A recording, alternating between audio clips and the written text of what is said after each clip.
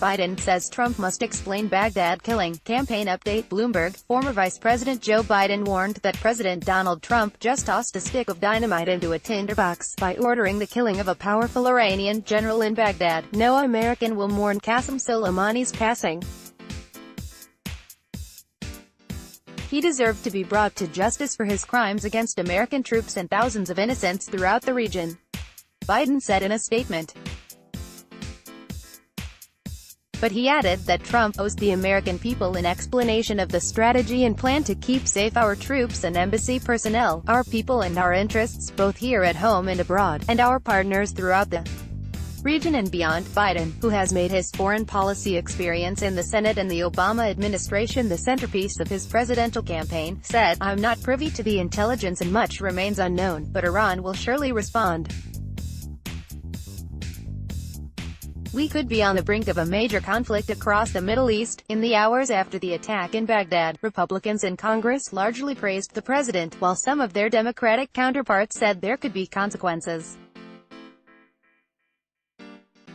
On Twitter, Senator Elizabeth Warren of Massachusetts, another Democratic presidential candidate, called the killing reckless, and a move that increases the likelihood of more deaths in new Middle East conflict. Senator Bernie Sanders of Vermont, a rival of Warren and Biden, said in a statement that Trump promised to end endless wars, but this action puts us on the path to another one. Marianne Williamson lays off her campaign staff. 4 p.m. Author Marianne Williamson has laid off her entire presidential campaign staff, according to her campaign manager Patricia Ewing. Ewing, who was dismissed along with the rest of the team, said Williamson is still figuring out what she's going to do at this time. Williamson, a spiritual guru who ran on a message of promoting peace, has lagged in the polls since she entered the race and is currently polling in last place at 0.2% in the Real Clear Politics average. Emma Kinery. Biden improves fundraising, but lags key rivals. 2:28 p.m. Joe Biden had his strongest fundraising quarter yet during the final 3 months of 2019, but still took in less than at least of his two key opponents. The former vice president's campaign raised $22.7 million in the fourth quarter, he announced in a web video Thursday. That puts his haul behind Bernie Sanders' $34.5 million and Pete Buttigieg's $24.7 million. Elizabeth Warren hasn't reported her fourth quarter total. Biden's campaign said it doubled online fundraising from the third to fourth quarters. The average online contribution was $23 and the overall average contribution was $41 during the quarter. Biden raised $21.5 million during the second quarter and $15.2 million in the third. The drop between quarters was a wake-up call for some Biden backers, who pushed more aggressively to raise money during 2019's final 3 months. In October, Biden's worries about his campaign resources led him to reverse his previous opposition to the creation of a super PAC supporting his candidacy as a group of allies and former aides launched Unite the Nation. The group had spent $2.2 million on advertising in Iowa as of December 30, according to a memo from its staff. Jennifer Epstein. Michael Bloomberg to skip Nevada caucuses. 2:02 p.m. The Nevada State Democratic Party says Michael Bloomberg will not appear on the preference cards for the state's February 22 caucuses, in keeping with his plans to skip the early nominating contests. The former New York mayor wasn't among 13 candidates, including Joe Biden, Elizabeth Warren, Bernie Sanders and Pete Buttigieg, who met a Jan. 1 filing deadline to appear on the preference card, the party said Thursday. The Nevada contest follows the Iowa caucuses on Feb. 3 and the New Hampshire primary on February 11. Bloomberg, who announced his candidacy on November 24, has said he joined the race too late to compete effectively in the February caucuses and primaries. Instead, he's focusing on California, Texas, North Carolina and other states voting March 3 on so-called Super Tuesday and in contests later in March when more than 60% of the pledged delegates needed for the party's nomination are awarded. Bloomberg is the founder and majority owner of Bloomberg LP, the parent company of Bloomberg News.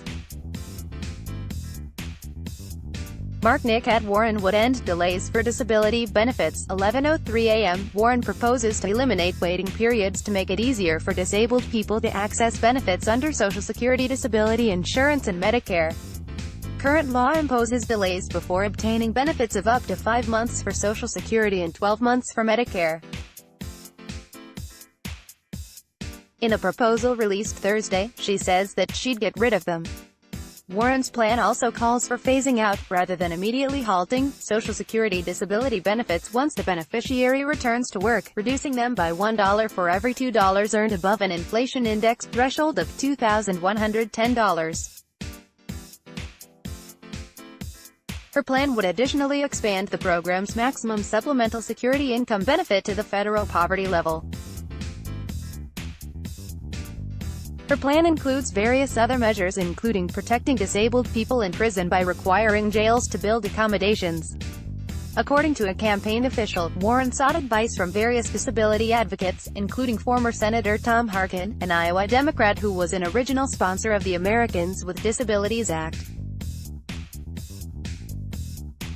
Sahil Kapur-Young raised $16.5 million in fourth quarter. 8:57 a.m. Democrat Andrew Yang raised $16.5 million in the final 3 months of 2019, his best showing so far, but well behind Bernie Sanders and Pete Buttigieg, according to figures released by his campaign.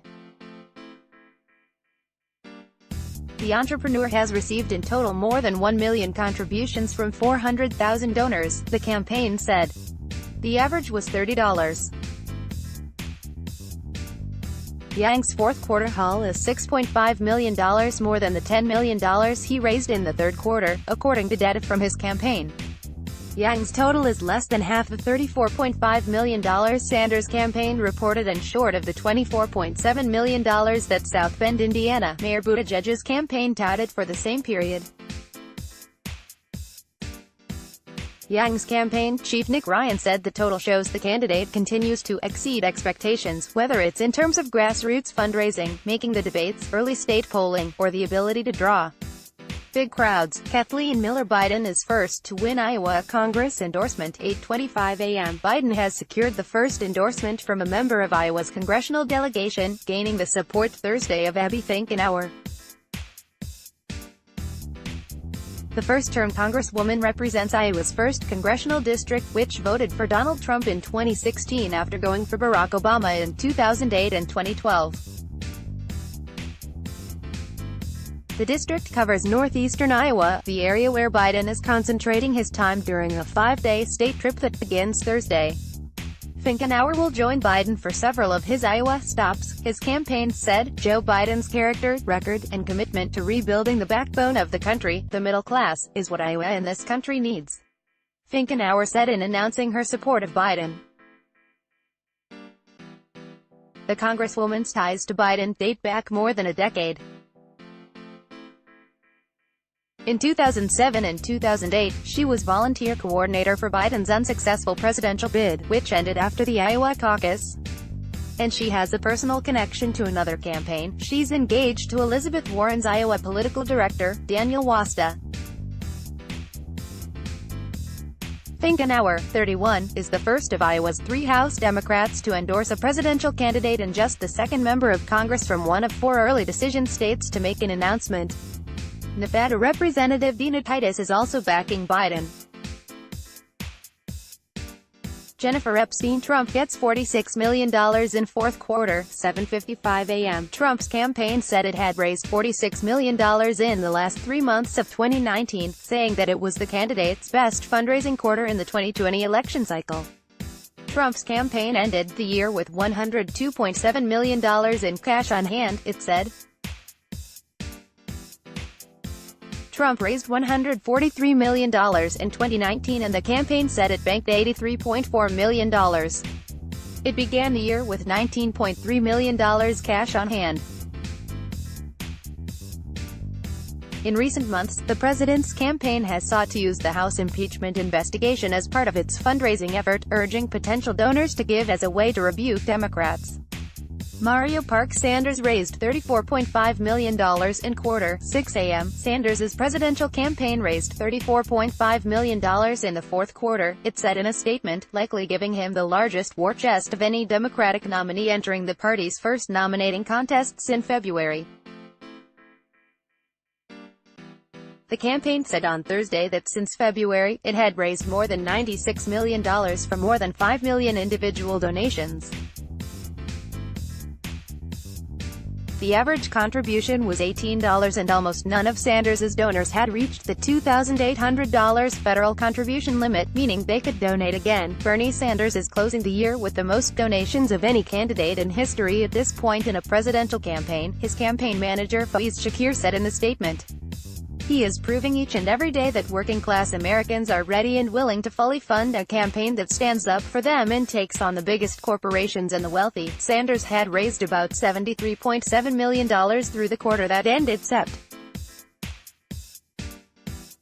30, the most among Democratic candidates, and had about $33.7 million on hand, according to the Center for Responsive Politics. His campaign did not say in its statement on Thursday how much Sanders had on hand. On Wednesday, Sanders said in an email to supporters that his campaign had more donors than Trump's, and predicted that he would raise more than $1 billion if he's the Democratic nominee to challenge the president's re-election this year. Sanders trails only South Bend, Indiana Mayor Pete Buttigieg in polls of Iowa Democratic voters, according to a Real Clear Politics average, and narrowly leads in New Hampshire. Iowa will hold the nation's first caucuses on February 3, while New Hampshire will follow on Feb. 11. Buttigieg announced Wednesday that he raised about $24.7 million in the fourth quarter. Laura Litvin and Bill Allison coming up. 5 Democratic candidates Biden, Buttigieg, Sanders, Warren and Senator Amy Klobuchar have qualified for the next debate on Jan. 14 in Iowa. Trump is scheduled to hold a campaign rally in Milwaukee on the same night as the debate, as well as a rally in Toledo on Jan. 9. The first in the nation Iowa caucuses will be held February 3. Michael Bloomberg is also seeking the Democratic presidential nomination. Bloomberg is the founder and majority owner of Bloomberg LP, the parent company of Bloomberg News, with assistance from Mark Nickett, Laura Litvin, Bill Allison, Mario Parker, Kathleen Miller, Sahil Kapur, Jennifer Epstein and Emma Kinery. To contact the reporter on this story, John Horney in Washington at johnny2@bloomberg.net, or contact the editors responsible for this story, Wendy Benjaminson at wbenjaminson@bloomberg.net, Steve Guyman, John Harney. For more articles like this, please visit us at bloomberg.com. Copyright 2020 Bloomberg LP. Let's block ads. Why?